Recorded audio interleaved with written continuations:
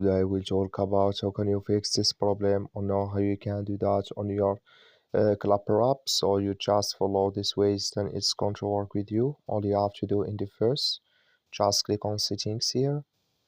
So then it's going to take you to this list. It's going to show for you like this. Then you go down, just keep going down, click here on apps. Come to apps list here. In the area looking for Clapper app, or just click on search.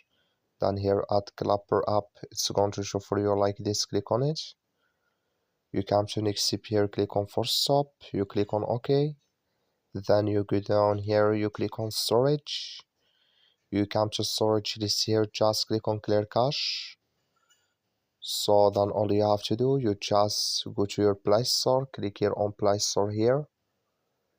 Then here you search here for Clapper app. It's going to show for you like this. You will find here update, click on it, then it's going to work with you. That's all. Thank you for watching. Don't forget to support us by liking.